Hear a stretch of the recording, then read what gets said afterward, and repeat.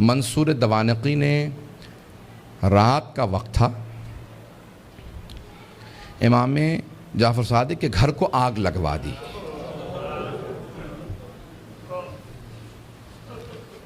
آج کل آپ نے دیکھا روشنیاں ہوتی ہیں، پانی کا نظام کچھ اور ہے۔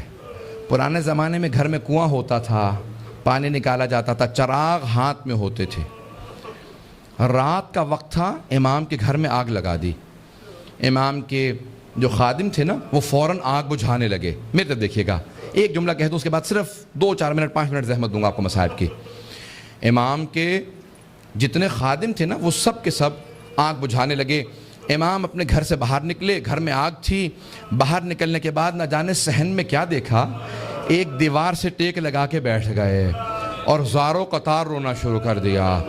امام روتے جاتے تھے، خادم آگ بجھا رہے تھے۔ ایک خادم رکا، فوراً دوڑتا ہوا امام کی بارگاہ میں آیا، کہا مولا کیا بات ہے، نہ آپ آگ بجھانے میں مدد کر رہے ہیں، نہ گھر سے باہر جا رہے ہیں، ایک طرف بیٹھ کے روتے چلے جا رہے ہیں، مولا کیا بات ہے، مجھے سمجھائیے کیوں اتنا رو رہے ہیں؟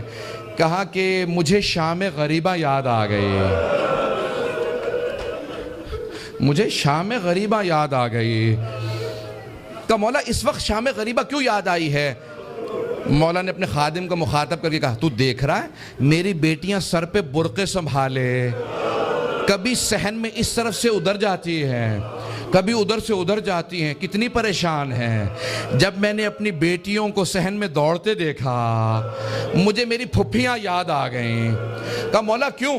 کہا نہ میرے جد حسین سر پہ موجود تھے، نہ میرے چچا عباس موجود تھے، نہ علی اکبر سنبھالنے کے لیے تھے، نہ قاسم، اور سید سجاد میرے دادا بیمار پڑے تھے۔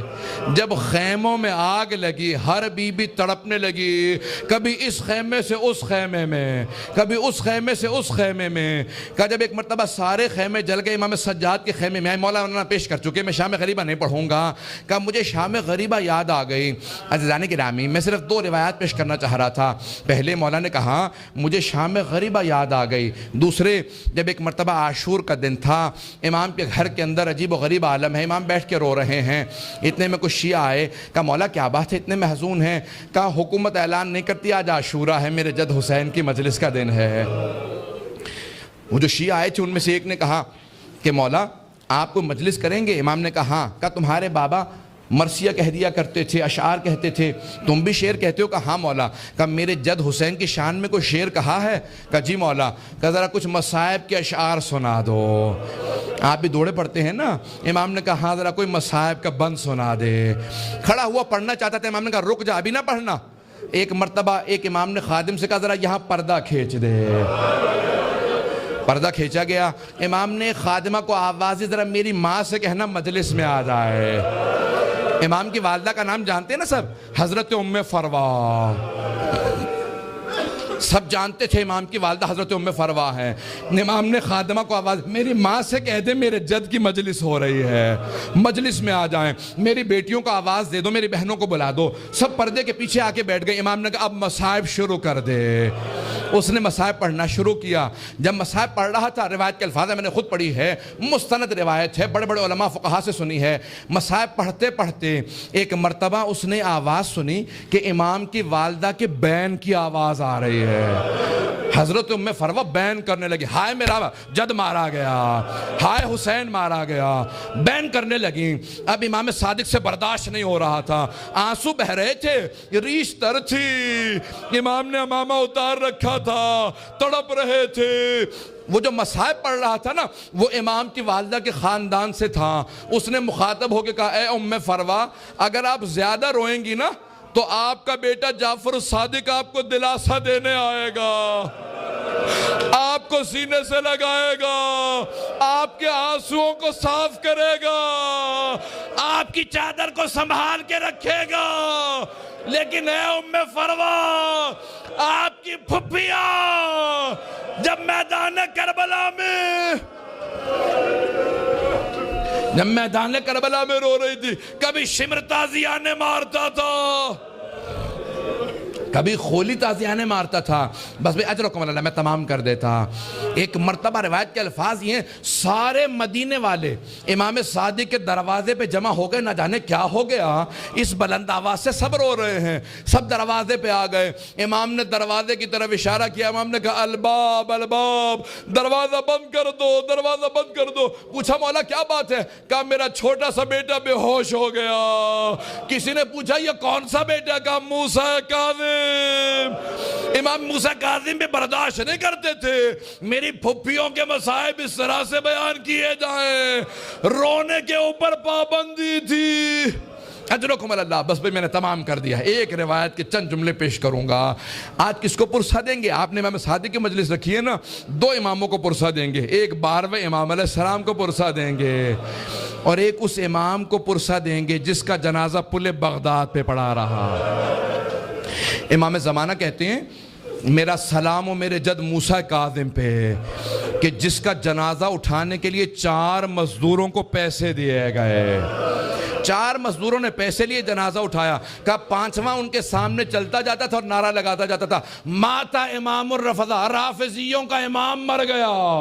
کہا جب پل بغداد میں دھوپ میں لاشا پڑا تھا، امام رضا پہنچے، کہا ہٹ جاؤ میرے غریب بابا کے لاشے پہ، میں مدینے سے آیا ہوں۔ آج ذرا مل کے کہیں گے اے مولا آپ کو پرسہ دینے آئے، کس کا؟ صادق آل محمد آپ کے بابا کا۔ پیش کروں؟ آخری جملے سن لیجئے بس بھئی۔ منصور دوانقی ملعون نے امام کو زہر بھیجوایا۔ کیسے دلوایا؟ جب ایک مرتبہ سادات حسنی کو گرفتار کرنے لگے، 60 سے زیادہ ایک مرتبہ سادات کو گرفتار کیا، امام کے کان میں آواز پڑی، محلہ بنی ہاشم اکٹھے تھا نا، سارے بنی ہاشم اکٹھے رہتے تھے، امام کے کانوں میں آواز گئی، کہا ارے ان سادات حسنی پہ اتنے پہلے ظلم ہو چکے ہیں، دوبارہ انہیں قید کیوں کیا جا رہا ہے؟ امام اپنے گھر سے باہر نکلے، سر پہ امامہ نہیں تھا، پاؤں میں نالین نہیں تھے، بڑی تیزی سے آگے بڑھتے ہوئے امام نے روکنا شروع کیا، کہا رک جاؤ۔ سب کے ہاتھوں میں زنجیریں تھی، پاؤں میں بیڑیاں، بنی عباس کی فوج تھی، سب کو دستگیر کر کے گرفتار کر کے لے جا رہی تھی۔ امام نے کہا رک جاؤ، امام حسن مجتبیٰ کی نسل پہ بڑے ظلم ہوئے ہیں۔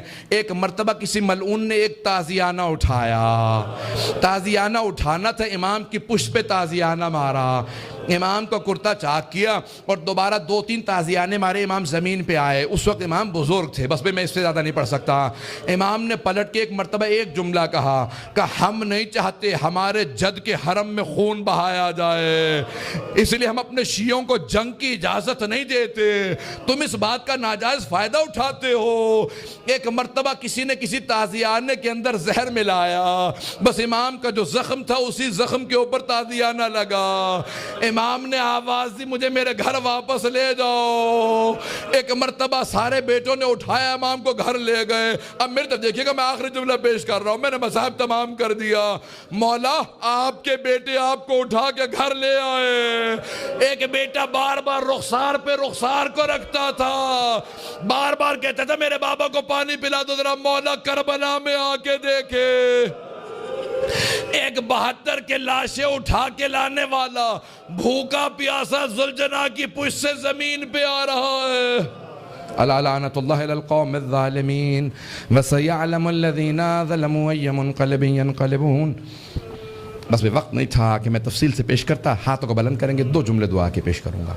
پروردگارا، واسطہ امام جعفر الصادق کے اس تابوت کا بڑی تعظیم سے اٹھایا گیا، ہزاروں کا مجمع تھا، سب کاندھا دینا چاہتے تھے، ہاتھوں پہ تابوت چل رہا تھا کہ ایک مرتبہ جنت البقیع تک پہنچا۔